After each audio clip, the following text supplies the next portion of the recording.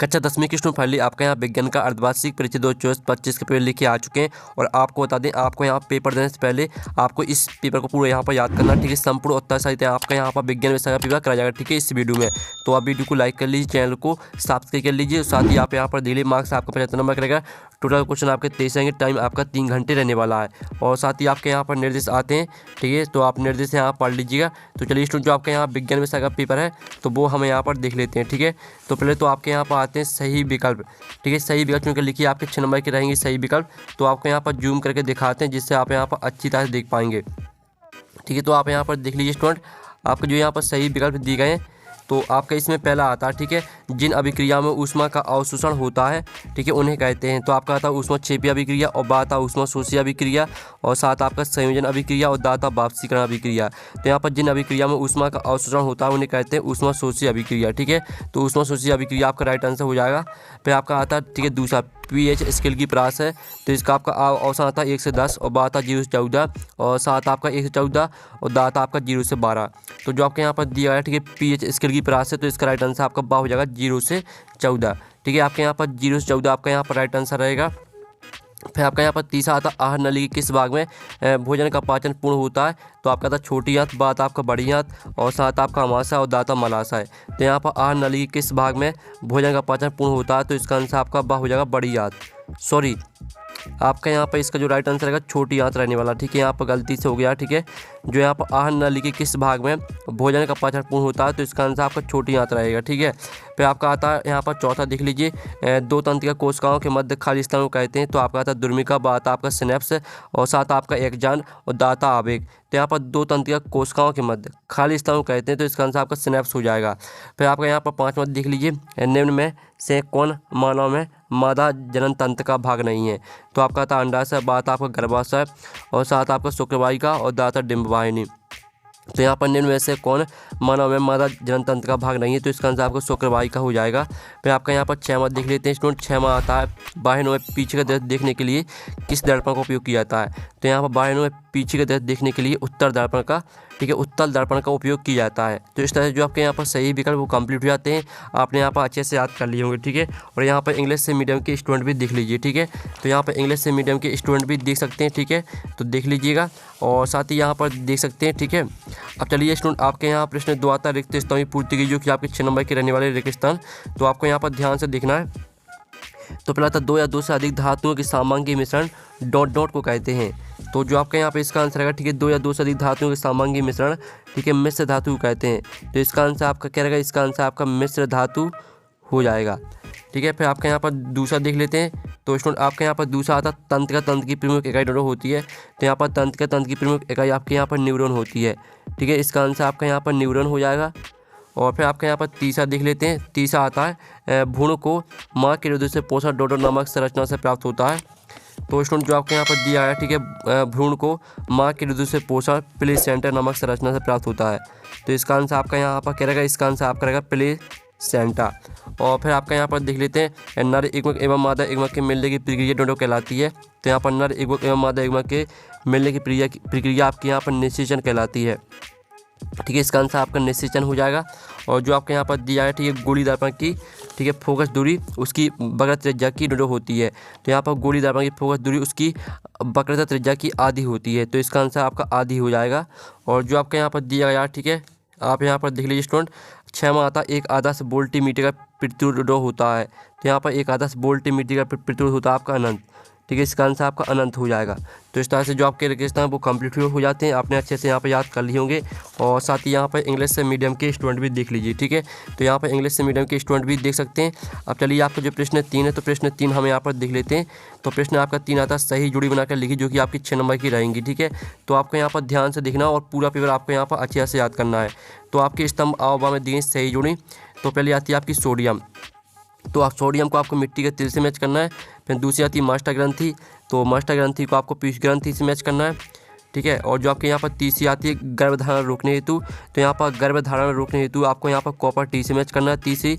और चौथी आती है मेंडल। तो इसको आपको अनुवांशिकी जनक से मैच कर देना है। और पाँचवीं आती है आपकी डायमीटर।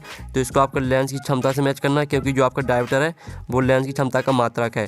जो आपकी 6वीं आती है अवतल लेंस की क्षमता। तो यहाँ पर अवतल लेंस की क्षमता होती है आपकी ऋणात्मक। ठीक है। इस तरह से जो आपकी सही जुड़ी हैं वो कंप्लीट हो जाती हैं। आपने यहाँ पर अच्छे से याद कर ली होंगी, ठीक है। और हमने यहाँ पर नंबर लिख दिए कौन में आपको कौन सी मैच करनी है, तो आप यहाँ पर देख लीजिएगा। और साथ ही यहाँ पर इंग्लिश से मीडियम के स्टूडेंट भी देख लीजिए, ठीक है। अब चलिए आपका प्रश्न यहाँ पर आता है प्रश्न 4। एक है शब्द वाक्य में उत्तर दीजिए, 6 नंबर के आपके रहेंगे। तो पहला आता है लोहे की वस्तुओं का पेंट क्यों करते हैं। तो यहाँ पर लोहे की वस्तुओं को संक्षरण से बचाने के लिए पेंट करते हैं, ठीक है। तो इसका आंसर आएगा संक्षरण से बचाने के लिए, ठीक है। आप यहाँ पर दिल्ली संक्षरण से बचाने के लिए, ठीक है। ये आपका यहाँ पर आंसर हो जाएगा।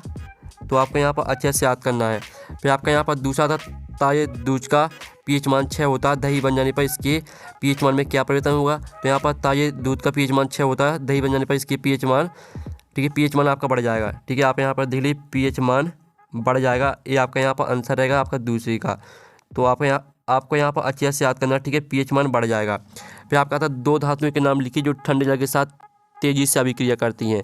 तो जो आपके 2 धातुओं के नाम रहेंगे वो आपके रहेंगे, ठीक है, पोटेशियम और सोडियम, ठीक है। पोटेशियम और सोडियम यहाँ पर ठीक है ठंडे जल के साथ तेज़ी से अभिक्रिया करती हैं, ठीक है, पोटेशियम और सोडियम। ये आपका यहाँ पर आंसर रहेगा, ठीक है, पोटेशियम और सोडियम। फिर आपका यहाँ पर आता है मनुष्य में श्वसन वर्णक का नाम लिखिए। तो जो मनुष्य में यहाँ पर श्वसन वर्णक का नाम है वो है आपका हीमोग्लोबिन। इसका आंसर आपका रहेगा हीमोग्लोबिन, ठीक है। हीमोग्लोबिन आपका यहाँ पर राइट आंसर हो जाएगा। तो आप यहाँ पर अच्छे से याद कर लीजिएगा। फिर आपका आता है डीएनए का पूरा नाम लिखिए। तो स्टूडेंट आपका यहाँ पर जो डीएनए का पूरा नाम होता है वो होता है आपका डीऑक्सी, ठीक है। पहले आप यहाँ पर देख लीजिए डीऑक्सी राइबो, ठीक है, डीऑक्सी राइबो न्यूक्लिक अम्ल, ठीक है। आप यहाँ पर देख लीजिए डीऑक्सी राइबो न्यूक्लिक अम्ल, ठीक है। ये आपका यहाँ पर डीएनए का पूरा नाम हो जाता है डीऑक्सी राइबो न्यूक्लिक अम्ल। और जो आपका 6वां आता है रेगिस्तान की मरीज का किस क्रिया का उदाहरण है। तो यहाँ पर रेगिस्तान की मरीज का आपके यहाँ पर पूर्ण आंतरिक परावर्तन का उदाहरण है, ठीक है, पूर्ण आंतरिक परावर्तन, ठीक है। इसका आंसर रहेगा पूर्ण आंतरिक परावर्तन। ये आपका यहाँ पर आंसर हो जाएगा, ठीक है। तो आपको यहाँ पर अच्छे से याद कर लेना। इस तरह से जो आपके यहाँ पर एक शब्द वाक्य होता है वो कंप्लीट हो जाते हैं। और साथ ही यहाँ पर इंग्लिश से मीडियम के स्टूडेंट भी देख लीजिएगा, ठीक है। अब चलिए आपके यहाँ प्रश्न आता है 5 7 7 का चयन करके लिखिए जो कि आपके 6 नंबर के रहने वाले हैं। तो जो आपका यहाँ पहला दिया गया, ठीक है, जो पदार्थ ऑक्सीकृत उपचयित हो जाते हैं वे ऑक्सीकारक उपचायक कहलाते हैं। तो पहला आपका रहेगा सी असत्य, सॉरी पहला आपका असत्य रहेगा।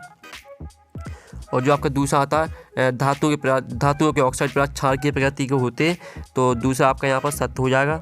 और जो आपका तीसरा आता है मनुष्य में दोहरा परिसंचरण होता है, तो आपका यह भी सत्य रहेगा। और जो आपका आता है मस्तिष्क का सोचने समझने वाला भाग पश्च मस्तिष्क है, तो चौथा आपका असत्य रहेगा, ठीक है, चौथा आपका असत्य हो जाएगा। फिर आपका 5वां आता बीजों के गोल एवं झुर्रीदार गुणों में गोल प्रभावी तथा झुर्रीदार अप्रभावी होता है, तो आपका यह सत्य रहेगा, ठीक है। और जो आपका 6वां आता है कार्बनिक एक विद्युत के कुछ कुचालक होते हैं, तो आपका यह भी सत्य रहेगा, ठीक है। इस तरह से जो आपके सत्य वो कंप्लीट हो जाते हैं। आपने अच्छे से यहाँ पर याद कर ली होंगे। साथ ही यहाँ पर इंग्लिश से मीडियम के स्टूडेंट भी देख लीजिएगा। अब प्रश्न आपका 6 आता है वायु में जलाने से पूर्व मैग्नीशियम रिवर को साफ क्यों किया जाता है। तो स्टूडेंट आप यहाँ पर 6वें क्वेश्चन का आंसर देख लीजिए। मैग्नीशियम धातु सामान्य ताप पर नम्र वायु की उपस्थिति में, ठीक है, मैग्नीशियम ऑक्साइड बनाता है जो मैग्नीशियम रिबन की ऊपरी सतह पर जमा रहता है। इसलिए इसे वायु में जलाने से पूर्व, ठीक है, वायु में जलाने से पहले या पूर्व रेगमाल सरेस पेपर से, ठीक है, रगड़कर साफ किया जाता है ताकि आसानी से ऑक्सीजन से संयोग कर सके, ठीक है। आपका यहाँ पर 6वें का आंसर हो जाता है। जो 6वें का तो आता है, ठीक है, रेडॉक्स अभिक्रिया किसे कहते हैं, एक उदाहरण दीजिए। तो इसका आंसर भी देख लीजिए, ठीक है। जिन रासायनिक अभिक्रियाओं में, ठीक है, अपचयन तथा उपचयन साथ साथ होती है रेडॉक्स अभिक्रिया कहलाती है। इसका उदाहरण रहेगा आपका CuO + H2 = Cu + H2O, ठीक है, आपका उदाहरण यहाँ पर हो जाता है। और साथ ही आप यहाँ पर देख लीजिए स्टूडेंट आपका यहाँ पर 7वां प्रश्न आता है भौतिक गुणधर्म के आधार पर धातु एवं अधातु में आपको 2 अंतर लिखना है, ठीक है। तो आप यहाँ पर देख लीजिए ये आपका धातु और अधातु में अंतर, ठीक है। तो आपके कितने अंतर दिए गए, आपके 6 अंतर दिए गए। तो यहाँ से आपको 2 अंतर याद कर लेना, ठीक है, स्क्रीनशॉट आप ले लीजिएगा। अब चलिए आपका जो यहाँ पर 7वें का अथवा है, तो हम यहाँ पर 7वें का अथवा देख लेते हैं। तो स्टूडेंट आपके यहाँ पर 7वें का अथवा आता है, ठीक है। आप यहाँ पर देख लीजिए अवधर्मी ऑक्साइड क्या होते हैं और 2 अवधर्मी ऑक्साइडों के उदाहरण लिखिए, ठीक है। तो इसका जो आंसर रहेगा वो हम आपको दिखा देते हैं, ठीक है। तो आप यहाँ पर देख लीजिए जो इसका आंसर रहेगा वो आपका हो जाएगा जो धातु ऑक्साइड अम्लीय और क्षारीय दोनों प्रकार के व्यवहार प्रकट करते हैं उन्हें अवधर्मी ऑक्साइड कहते हैं। ये धातु ऑक्साइड अम्ल तथा क्षार दोनों के साथ क्रिया करके लवण व जल बनाते हैं, ठीक है। इसका उदाहरण भी आप यहाँ पर देख लीजिए। तो इस तरह से आपका यहाँ पर हो जाता है 7वें का अथवा का आंसर। फिर आपका 8वां था साबुन तथा अपमार्जक में आपको 2 अंतर लिखना है। तो आप यहाँ पर देख लीजिए आपका साबुन और अपमार्जक में अंतर, ठीक है। एक रहा बस अम्लों के सोडियम या पोटेशियम लवण होते हैं, और एक रहा एल्किन बेंजीन सल्फोनिक अम्ल के सोडियम लवण होते हैं। एक कठोर जल में कपड़े साफ नहीं करते, एक मृदु जल के अतिरिक्त कठोर जल में भी कपड़ों को साफ करते हैं, ठीक है। इस तरह से आपके यहाँ 5 अंतर दिए हैं, तो यहाँ से आपको 2 अंतर याद करना है। और इसका अथवा आता है प्रतिस्थापन अभिक्रिया किसे कहते हैं, तो इसका आंसर देख लीजिए ठीक है। वैसी अभिक्रिया जिसमें किसी युग्मक में उपस्थित किसी तत्व का प्रतिस्थापन दूसरे तत्व का द्वारा होता है, प्रतिस्थापन अभिक्रिया कहलाती हैं। तो इसका आंसर ये 2Na + 2H2O = 2NaOH + H2, ठीक है। आपके यहाँ पर हो जाता है प्रतिस्थापन अभिक्रिया। और जो इसका आपके यहाँ पर आता है, ठीक है, 9वां प्रश्न, माइटोकॉन्ड्रिया कोशिका बिजली घर क्यों कहते हैं, तो इसका आंसर देख लीजिए माइटोकॉन्ड्रिया कोशिका का ऊर्जा संयंत्र घर कहते हैं। इस तरह से पूरा आपके यहाँ पर बिजली घर कहते हैं, यहाँ तक याद करना है। और जो आपके यहाँ पर इसका अथवा दिया गया, ठीक है, जाइलम और फ्लोएम में आपको 2 अंतर लिखना है। तो आप यहाँ पर देख लीजिए आपका जाइलम और फ्लोएम में 2 अंतर, ठीक है। इसमें वाहिकाओं जाइलम मृदुतक पेरेन्काइमा तथा जाइलम फाइबर होते हैं, और इसमें 40 नलिकाएं सहचर कोशिकाएं फ्लोएम तंतु तथा फ्लोएम पेरेन्काइमा होते हैं। इस तरह से आपको यहाँ पर 3 अंतर दिए गए, तो यहाँ से आपको 2 अंतर याद करना है। और साथ ही जो आपके यहाँ पर दिया गया, ठीक है, मनुष्य में संचालित होने वाले 2 जीवाणु जनित यौन रोगों के नाम लिखिए, ठीक है। तो आप इसका आंसर देख लीजिए मनुष्य में संचालित होने वाले 2 जीवाणु जनित यौन रोगों के नाम ए रहे, ठीक है। आप यहाँ पर क्लेमा, ठीक है, क्लेमाइडिया और गोनेरिया, ये आपके 2 रोग यहाँ पर हो जाते हैं। और साथ ही जो आपके यहाँ पर दिया गया, ठीक है, इसका आप अथवा देख लीजिए प्लेसेंटा के 2 कार्य लिखिए। तो आप यहाँ पर देख लीजिए आपके प्लेसेंटा के 2 कार्य, प्लेसेंटा भ्रूण को ऑक्सीजन और पोषक तत्व देता है, और प्लेसेंटा भ्रूण से हानिकारक अपशिष्ट और कार्बन डाइऑक्साइड को हटाता है, ठीक है। इस तरह से आपके प्लेसेंटा के कार्य हो जाते हैं। फिर आता है मेंडल ने अपने प्रयोग के लिए मटर के पौधे का चुनाव क्यों किया, ठीक है। आपका यहाँ पर 11वां क्वेश्चन दिया गया है, तो जो इसका आंसर है वो देख लेते हैं। तो आप यहाँ पर देख लीजिए मेंडल ने शोध हेतु मटर के पौधे को चुना, इसके प्रमुख कारण निम्नलिखित हैं। तो इस तरह से पूरा आपको याद करना है, ठीक है। और आप यहाँ पर देख लीजिए जो आपके यहाँ पर दिया गया है मेंडल का प्रभाविता का नियम क्या है, तो हमें यहाँ पर मेंडल का प्रभाविता का नियम देख लेते हैं। तो ये आपका मेंडल का प्रभाविता का नियम, ठीक है। तो इसका स्क्रीनशॉट आप ले लीजिए। फिर आप यहाँ पर देख लीजिए जो आपके यहाँ पर दिया अवतल दर्पण के 2 अनुप्रयोग लिखिए। तो आप यहाँ पर देख लीजिए ये आपके अवतल दर्पण के 2 अनुप्रयोग, ठीक है, दाढ़ी बनाने के लिए, और दूसरा टॉर्च सर्च लाइट बाइनों के हेडलाइट में परावर्तक के रूप में, ठीक है। आपके अवतल दर्पण के यहाँ पर 2 अनुप्रयोग हो जाते हैं। फिर आपका आता है स्नेल का नियम लिखिए। तो हम यहाँ पर स्नेल का नियम देख लेते हैं। तो आप यहाँ पर देख लीजिए आपका स्नेल का नियम, प्रकाश के किसी निश्चित रंग तथा निश्चित माध्यमों के युग्म के लिए आपतन कोण को जया साइन आई तथा आवर्तन कोण की जया साइन आर का अनुपात स्थिर होता है। इस नियम को स्नेल का अपवर्तक नियम कहते हैं, ठीक है। इस तरह से आपका स्नेल का नियम हो जाता है। और जो इसका आपका अथवा आता है, तो अथवा आप यहाँ पर देख लीजिए उस लेंस की फोकस दूरी ज्ञात की जिसकी क्षमता -2.0 डायोप्टर है, ठीक है। तो इसका आंसर भी आप यहाँ पर देख लीजिए। इस तरह से आपको इसको हल करना है, ठीक है। तो आपकी जो यहाँ पर फोकस दूरी -50 सेंटीमीटर आ जाएगी, आपका आंसर रहेगा।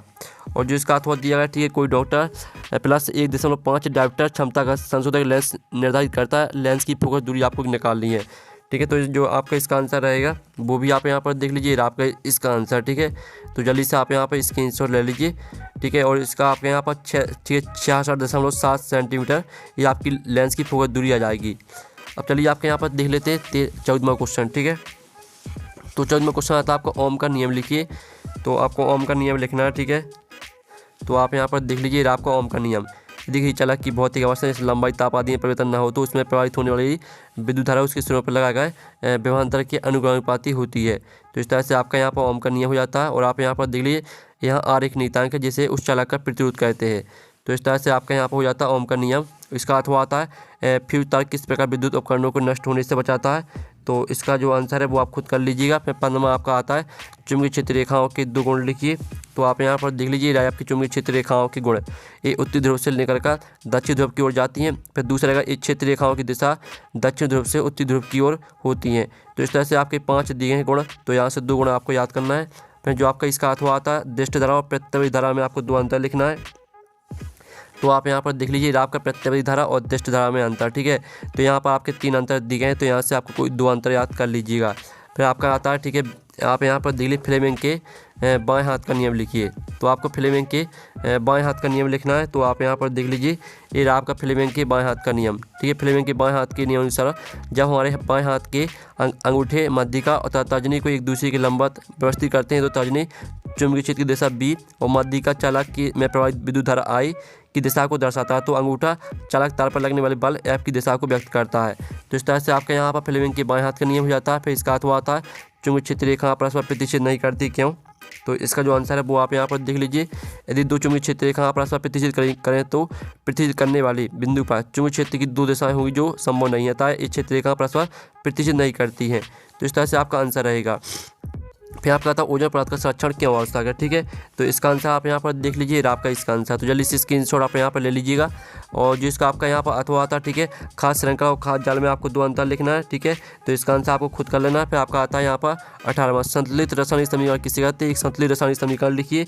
तो इसका आंसर है वो आप यहाँ पर देख लीजिए, वैसे रासायनिक समीकरण जिसमें अभिकारकों एवं उत्पादों के प्रत्येक एवं तत्व के परमाणुओं की संख्या बराबर होती है उसे संतुलित रासायनिक समीकरण कहते हैं। इसका उदाहरण हो जाएगा आपका 2H2O = O2 और = 2H2O। ठीक है, ये आपका यहाँ पर हो जाता है 18वें क्वेश्चन का आंसर।